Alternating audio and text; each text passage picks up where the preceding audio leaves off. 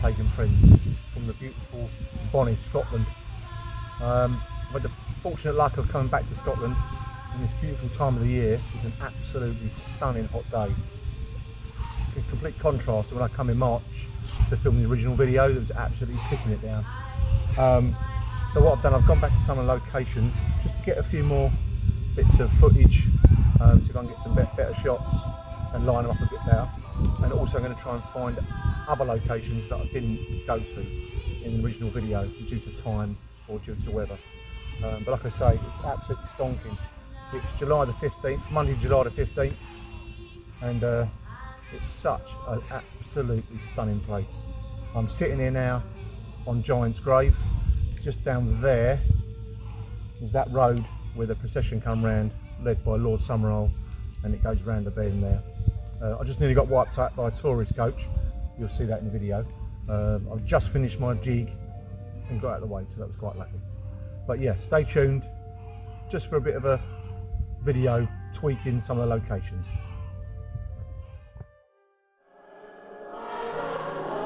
He makes me come to life in pastures green. He leadeth me the quiet waters by. He leadeth me the quiet waters by. I have received of the Lord that which also I delivered unto you, and that the Lord Jesus, the same night in which he was betrayed, took bread. I'm going to try and do this video in sort of chronological order, starting here at Howie's House of God, Greyfriars Scottish Episcopal Church here in Kirkcudbright, and it appears to be open, so let's have a look and see if they allow me to film inside. Now unfortunately there's a sermon going on, so we can't get in at the moment, so I'm going to try and find some more locations and hopefully pop back later to have a bit of a look. The far end with the stonework, that's basically late Middle Ages. It's about 1450. Wow. It was part of the Franciscan friary, and obviously it was closely related to the castle, because the castle, where's the castle? McClellan Castle's just across the way, the ruined castle. Yeah. That's the McClellan tomb, one of the family. That skull and crossbones are Anwath as well. Yeah, it's just a symbol of death. And Oh, it's not a significance in... it's memento mori, you know, it's a reminder of death, you know. Wow, that is amazing. That is amazing. But the fascinating thing is, you see, this is basically the original. It's about 1490, 1500, okay? But this has at some point later on, we think, been stuck in. The right, knight, okay. Because it's obviously older, it's kind of Crusader. Yeah, And to get it in, they took the feet off. I think it was probably the family trying to make them seem more ancient than they are. Yeah. Do you know what I mean? Yeah. That's stunning, isn't it? Yeah. Fantastic. Beautiful, beautiful building. And I'll show you the stained glass as well. Windows. Yeah, that's gorgeous as well, yeah. Yeah, definitely. So that's about Edwardian, about 1910. And it's obviously the three wise men bringing their gifts, you know, there they are, bringing their gifts. Wow. It's lovely. So how old is it, did you say, the church? This section is late medieval, as I say, it's about 1450, this section here. But this section's had repeated rebuilds, and in the Victorian period, this building, before it was a church again, was used as a little schoolhouse. Oh, wow. And then the church bought it, I think, just after the First World War. But in the Victorian period, I suppose it was before they built a proper primary school, you see. Yeah. They used this as a schoolhouse, really, for the kids, for the children. And still used to this day. Fantastic. This is modern. Our Lady and the Child, you know, Madonna and Child. Yeah. It's lovely when the sun comes through. It's I bet, fantastic. yeah. I bet. That's Unbelievable. And the so two good. windows here are lovely. These are modern, post-war anyway. On the right is St Francis, as in Greyfriars of Franciscans. That's St Francis, and underneath that is basically Assisi. That's the church in Assisi, Francis of Assisi's wow, church. yeah. You know, the famous church in Assisi. Yeah. So that's St Francis. This is St Cuthbert. Okay, and that is where the name of Kirkcudbright comes from. It's Wow. it's Because Kirkcudbright. Kirk means church, doesn't it? Yeah, Church of St Cuthbert. That's Wow. what it means. So, and here you see you've got a toll booth. It's the river, and there's a toll booth on the right, and on the left there's the ruined the castle just across the way. So they've used some local views on the bottom. And how old's this? I think one of these. So it's 59. I would think they were put up in the early 60s. I would think. Yeah. But they're high quality. Yeah. You see, you can see St Cuthbert's. You have to look carefully. St Cuthbert's name is down there. Oh yeah. And St Francis' name down there. Wow. It's lovely, isn't it? Yeah.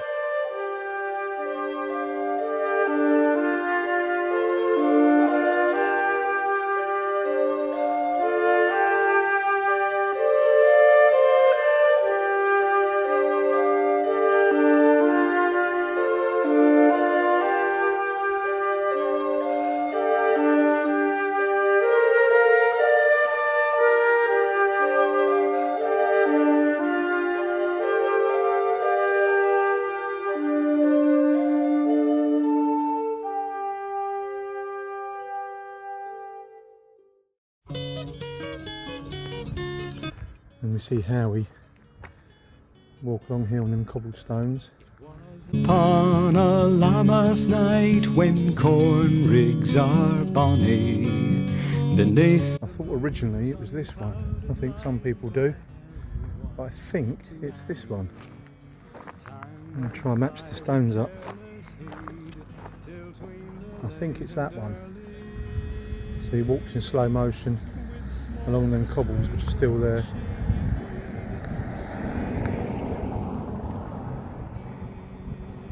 You know this one? That's how he walks past this. You can see in the background that property there. Forget that happy night among the rigs with Annie. Still the same. It's about this angle.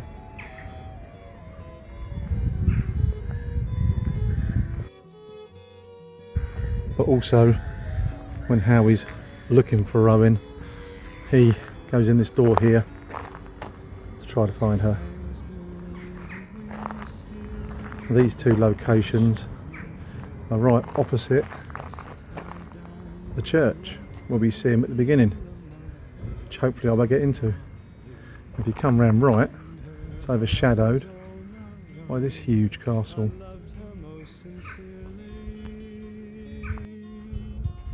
So here we are once again at May Morrison Sweet Shop, and Howie walks past and then enters the building. Let's have a closer look.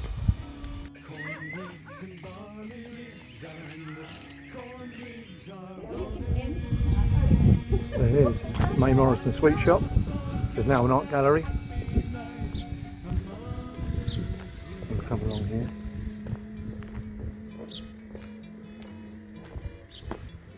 Stops and appears in the window.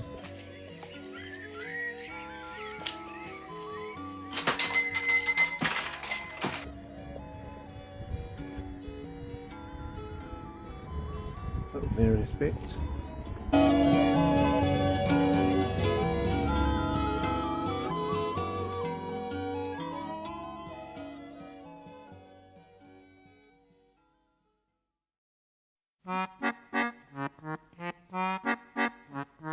Much has been said of the strumpets of yore, of wenches and bawdy house. So we're back at the Green Man Inn, which is the exteriors only. The rest was filmed at Ellengowan Hotel in Creetown, which we got earlier. Hasn't changed too much. there it is. And if we go closer, you can see he actually named one of them is Willow, which was the name of Britt Ekland's character in the movie. So how apt is that? Fantastic, absolutely stunning day today.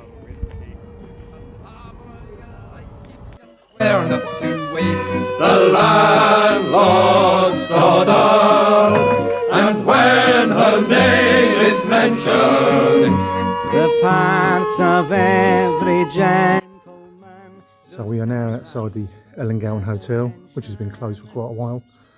This served as the interiors for the Green Man Inn. Unfortunately, because that's been shut for quite a while, it's quite an impressive sight.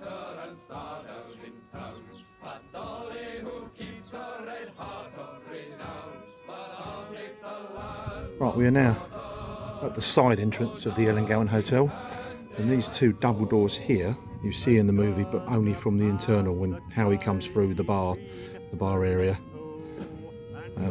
If we come out a little bit here, we'll get a general shot of the whole lot, just so you can see if anyone wants to visit to know what they're looking for. I'm going to try and get through this fence just to see if we can peer through the window and get a shot from the inside of these doors. Okay, I've spied a way in. Just get through around this fence. Make my way along here.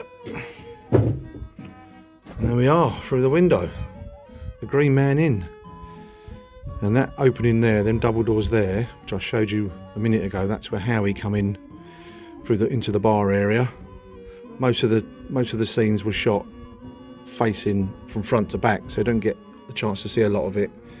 But I'm looking through them curtains at the back there. Hasn't changed too much. And there it is, the Green Man Inn.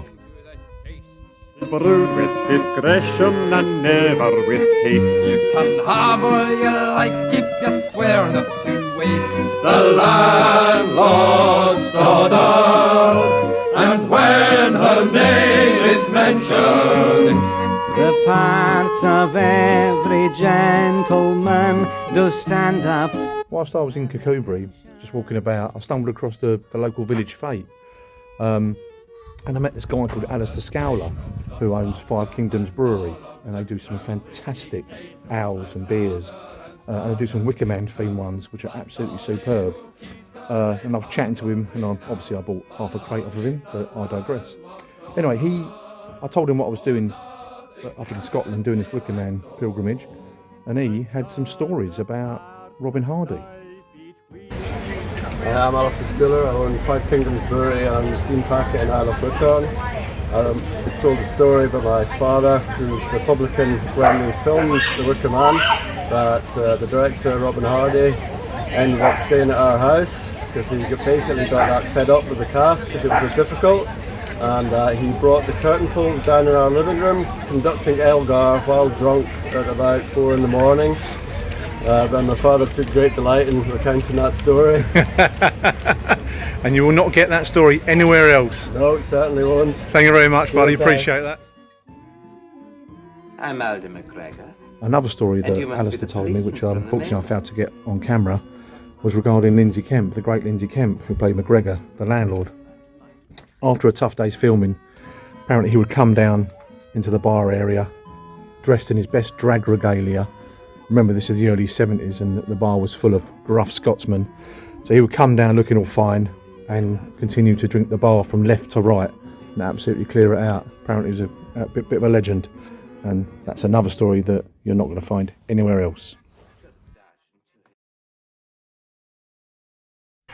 Where's the school, please? On the far side of the green. Thank you.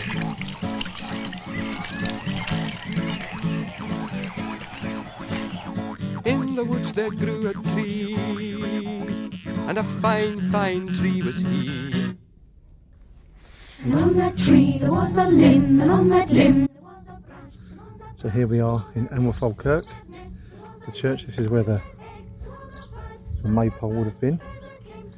That's how he comes round this corner and looks in disbelief that they're singing and dancing.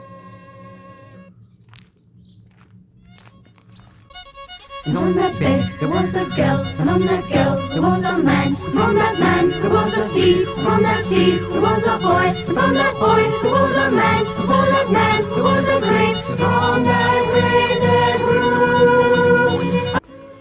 grew. We follow Howie as he leaves Willow, making his way past the maypole and the church, making his way to the stunning and picturesque schoolhouse, which is still here.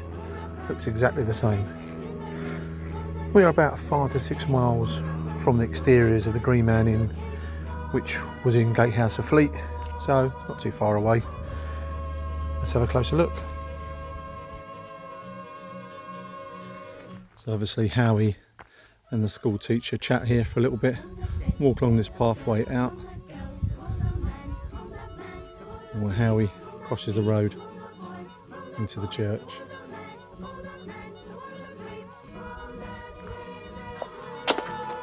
Well? You don't understand, Sergeant. Nobody was lying.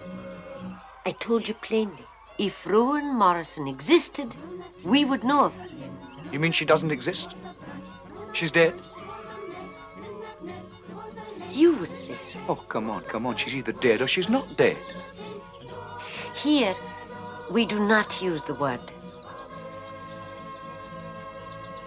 We believe that when the human life is over, the soul returns to trees, to air, to fire, to water, to animals. So that Rowan Morrison has simply returned to the life forces in another form. You mean to say that you teach the children this stuff? Yes, I told you. It is what we believe. You never learn anything of Christianity. Only as a comparative religion. The children find it far easier to picture reincarnation than resurrection. But forgive me, I must get back to my girls. Good morning to you.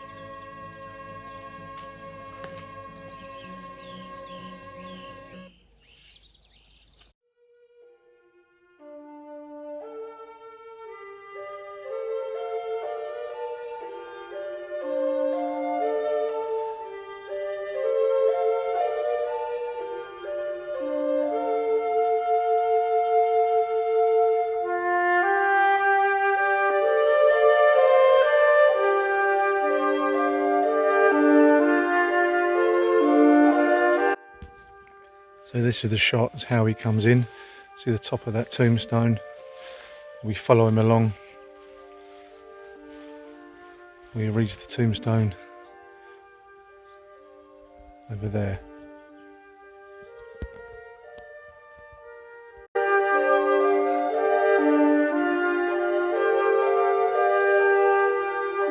So Sergeant Howie comes through the graveyard into the old derelict church, walking through, spies some old bits of the church, sit up, carries on walking.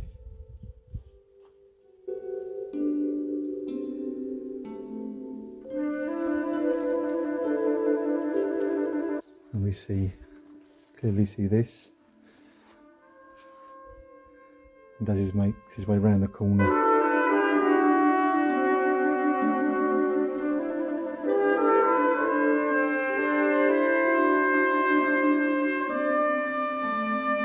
as he walks past the tomb with the skull on it, he turns this corner and sees the young lady breastfeeding, holding the egg, quite shocked, moves on to the corner to make his wooden crucifix.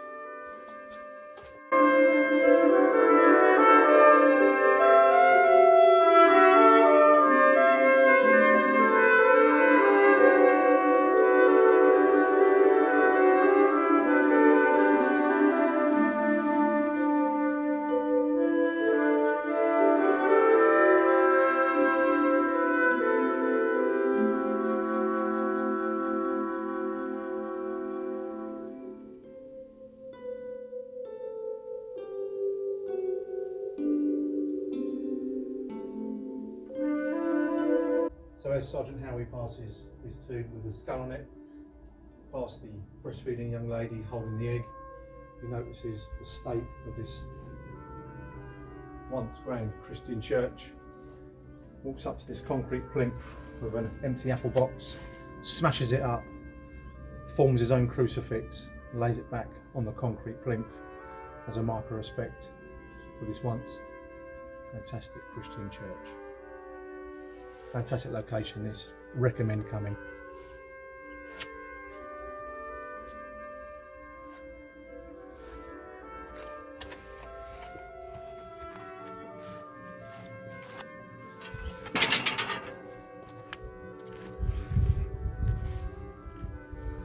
And sees some of the gravestones. Ejaculation of serpents, something like that, if memory serves. He speaks to the guy tending the graves, and in the background you see the cross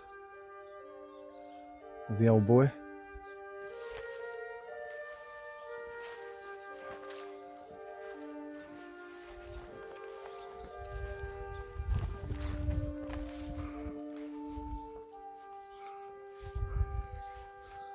How he comes through here. So he makes his way from the gate along, checking some of the gravestones.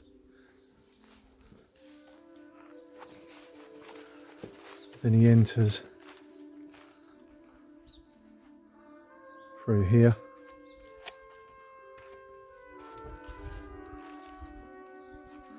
Where there is some old bits from a church strewn around, a few benches and pews, and he makes his way along, looking around.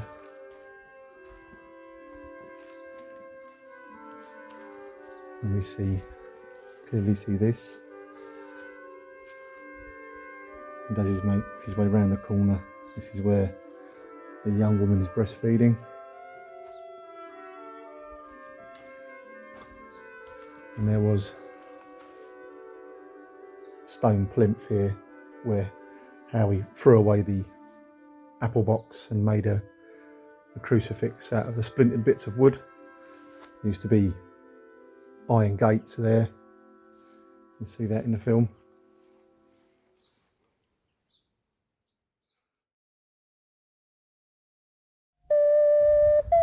So as you can see, it's an absolutely stonking day. The sun is beating down on this beautiful location, and when we come in here in March, all this grass obviously wasn't cut, but now it's all mowed short, and you can really see the defined lines on the fire leaping mound there. Much more clearer. So the naked women dancing, as we know, is here. It's a fire leap area. Let's get a bit more views of that. Jumping over. Take the flame inside you, burn and burn belong. Fire seed and fire feed and make the baby strong. So the coach carrying Sergeant Howie to Lord Summerall's rather palatial mansion comes from this direction, behind me here. And we'll go along, and as it comes along with the mound right there, as he's coming past in the carriage, you'll clearly see Castle Kennedy ruins in the background.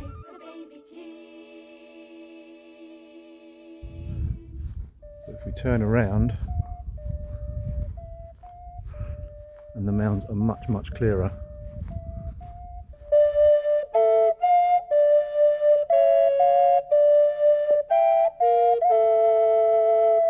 Take the flame inside you, burn and burn below. Fire seed and fire feed and make the baby grow. Take the flame inside you, burn and burn. So this is the direction Howie's carriage comes from, along this path here, and on the right is where the naked girls are practicing their fire leap. And we now leave this location, heading around an hour and 20 minutes drive to Culzean Castle up in Maybole. So we're heading there now.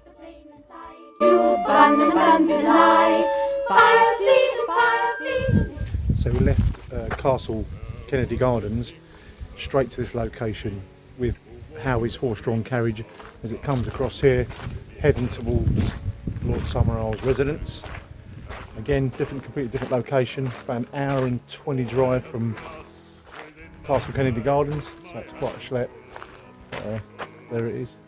And as to skill, I well can couch and mend a broken kettle. A maiden did this tinker meet, and to him boldly say, "Oh, show my..." Right, so while I'm here, I'll try and attempt to do the whole shot in one go. So turn the camera around, we'll give it a go. So it takes this sort of route. To her door, says she, "My kettle I will show, and you can clout it sure. For patching and Plugging is his. And the camera pans down to the back of a horse, come through to the entrance, and we are greeted with Lord Summerall's residence. Beautiful.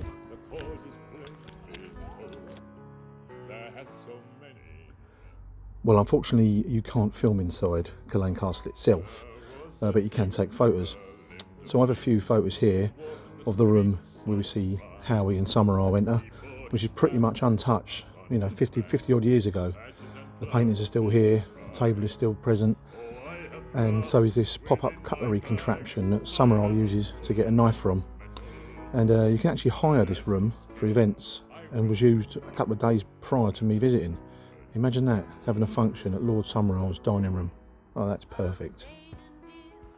You see, his experiments had led him to believe that it was possible to induce here the successful growth of certain new strains of fruit that he had developed.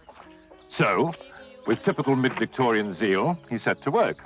So as Sergeant Howie meets Lord Summerall, I come through this door here, from that room I was just in. We follow him along here. As we dip into this archway, you can clearly see this door, and Lord Summerall walks through, and we cut, in true mid-Victorian zeal, to the Logan Botanic Gardens.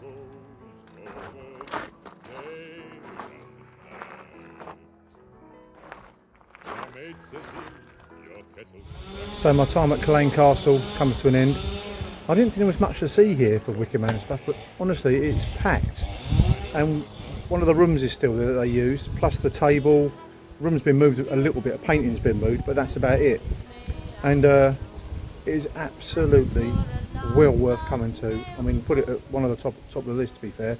Absolutely amazing. You see all this kind of stuff and stuff inside and all the exteriors. Fantastic, well worth a visit.